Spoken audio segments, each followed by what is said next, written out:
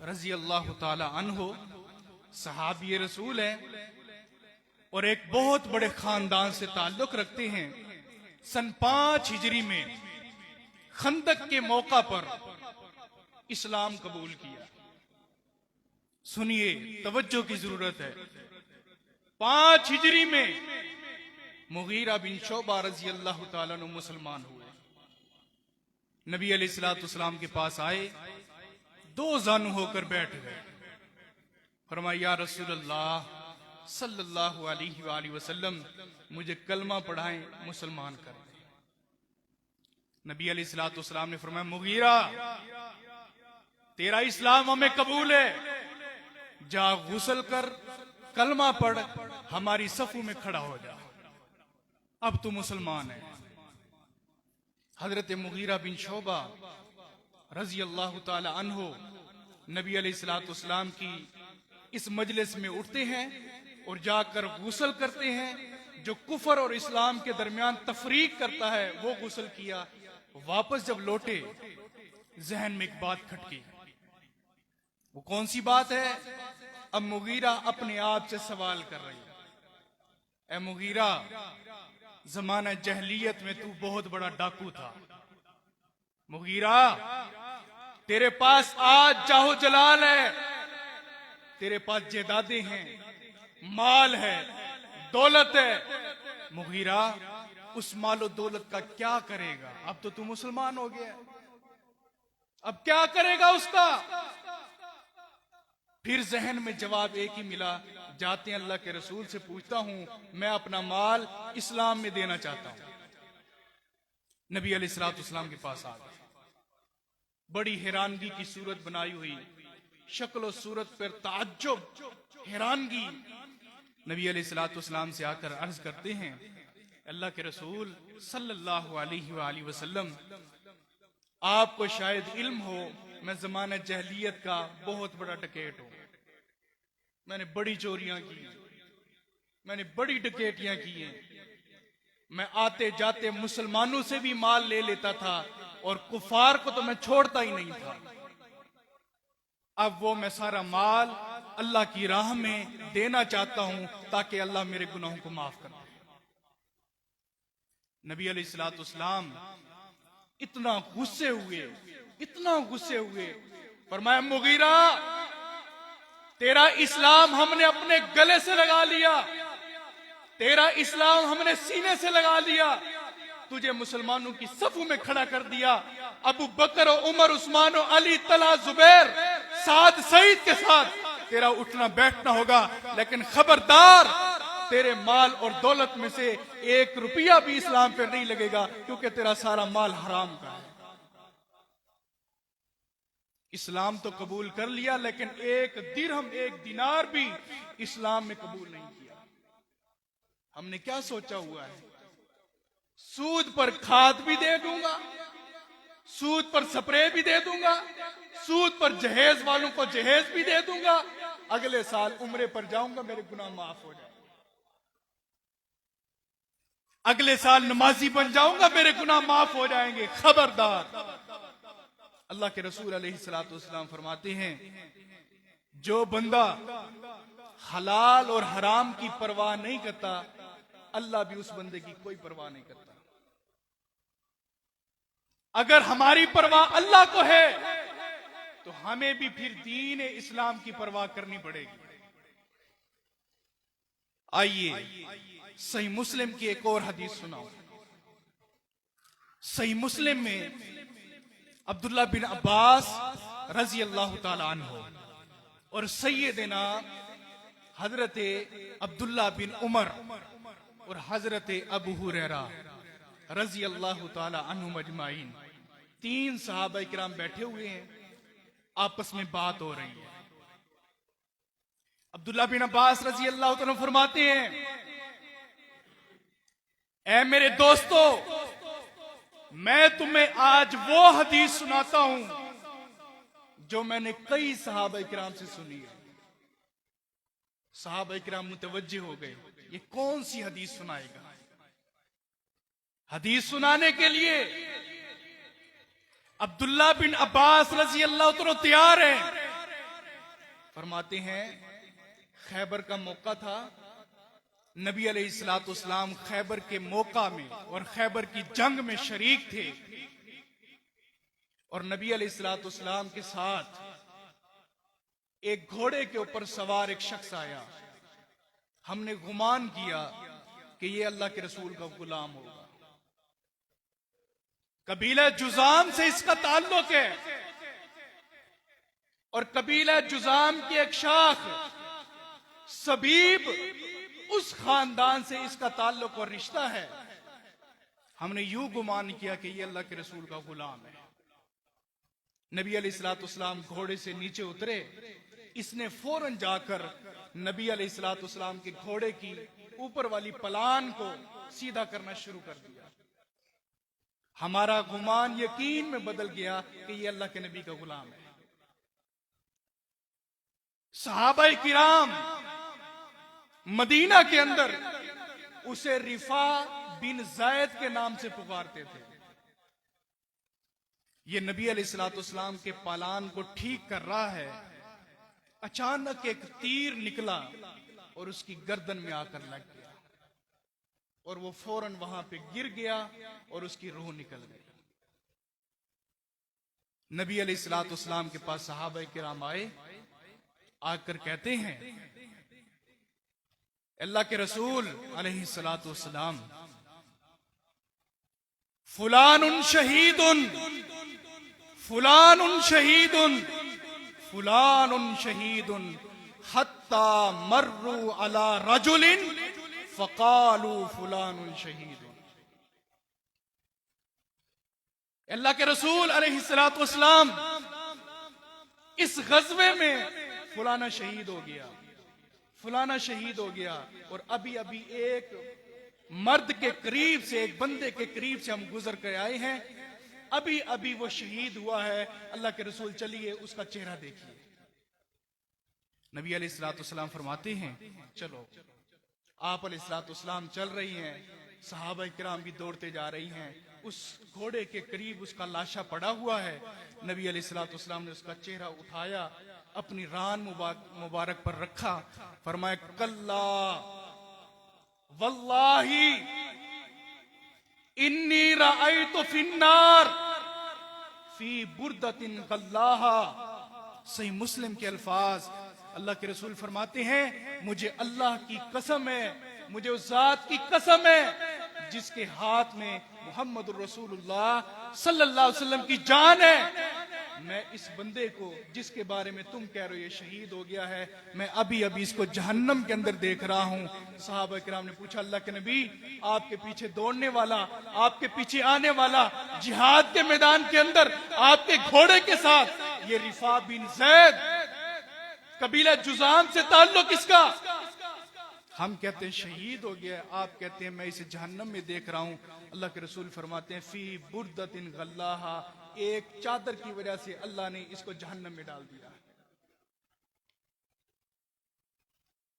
एक चादर माले गनीमत की तकसीम होने से पहले इसने चुराई थी, जो इस पर हराम थी, अल्लाह ने उस रिज़्क़ हराम की वजह से जहन्नम में डाल दिया।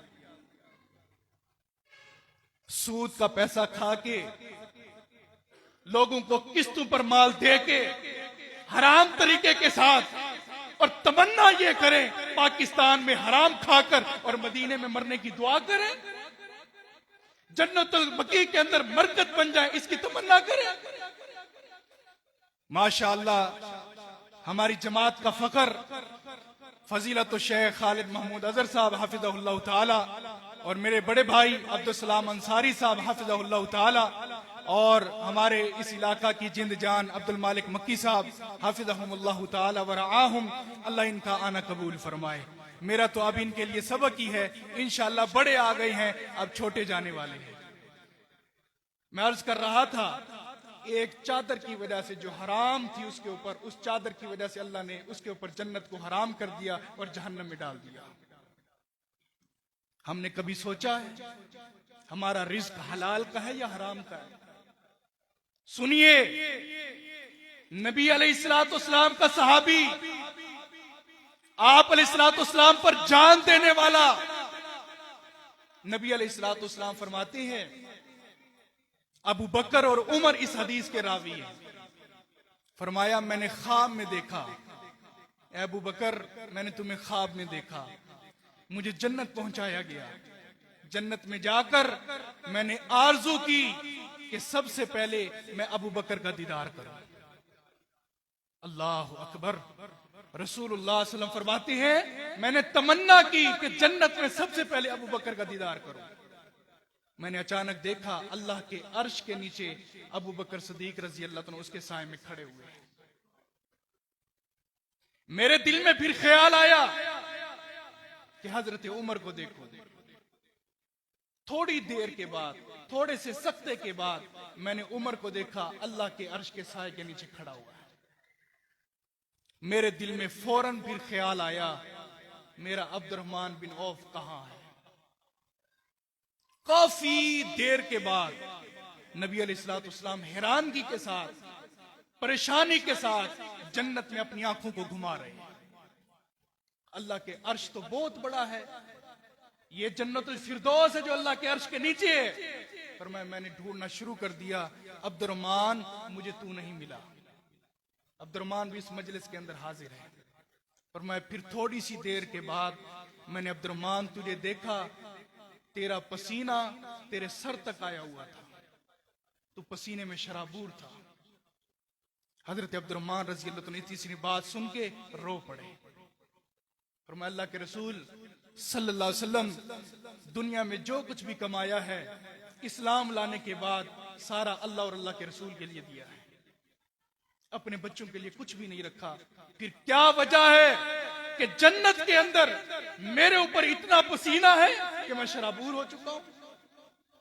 नबी अलैहिस्सलाम फरमाते हैं, अब्दुर्रहमान मैंने जन्नत में तुझसे यही सवाल किया था, मैंने जन्नत में तुझसे यही सवाल किया था, तूने जवाब दिया था अल्लाह के रसूल अभी अभी अल्लाह के सामने हिसाब देकर फारिग हुआ है। कोट छुट्टा के बासियों, शायद तुम्हारे सरों से ये बात चली गई है, शायद मुझे समझाने का ढंग नहीं आ रहा। अब्दुर्रहमान कहते हैं मैं अभी अभी अल्लाह की अदालत में हिसाब देकर आ रहा। नबी अलैहिस्सलाम फरमाते हैं, अब्दुर्रहमान इतना अरसा लगा दिया, इतनी देर लगा दी।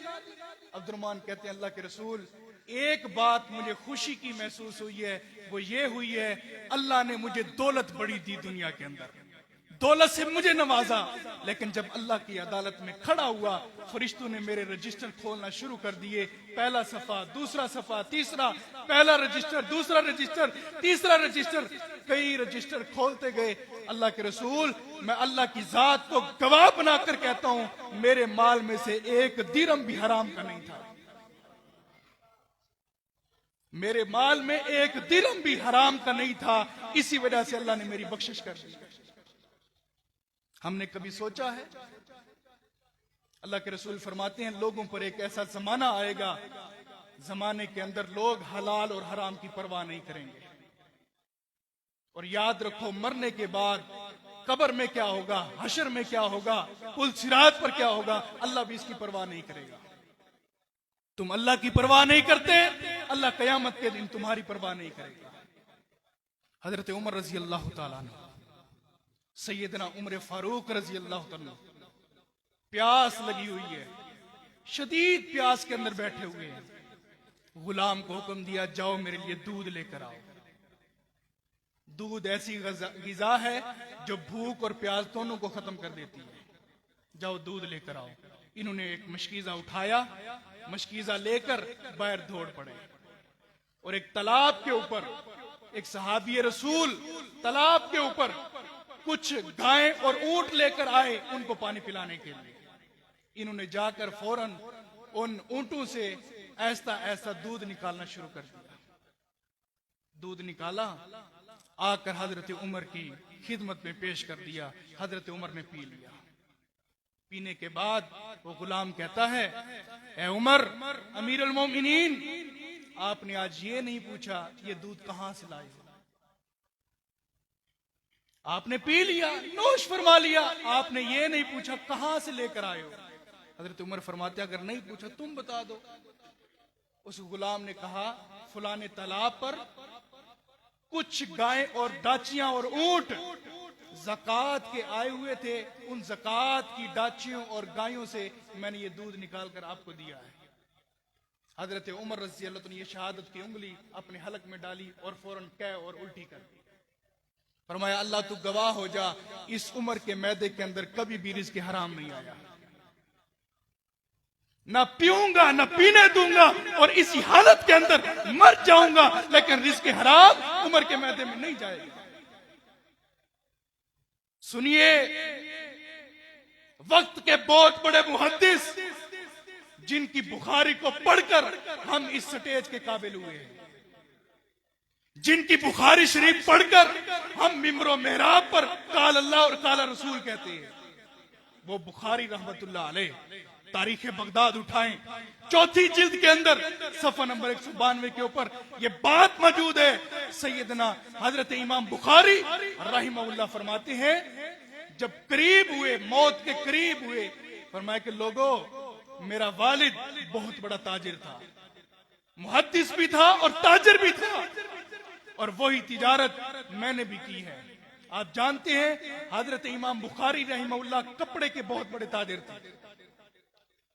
फरमाया मैंने तिजारत करना शुरू कर दी, तिजारत करते करते करते करते आज मुझे यूं लगता है मैं दुनिया से रुखसत हो रहा हूं, मैं दुनिया छोड़कर जा रहा हूं।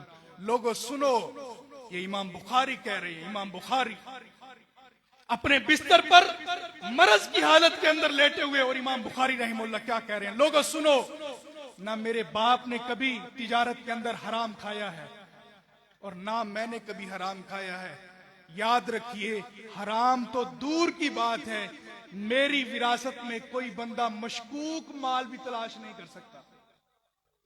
हराम तो दूर की बात है, मशकूक दिरहम और दिनार भी नहीं मिलेंगे, शायद ये इमाम बुखारी ने वहां से लिए हो, मशकूक भी नहीं है।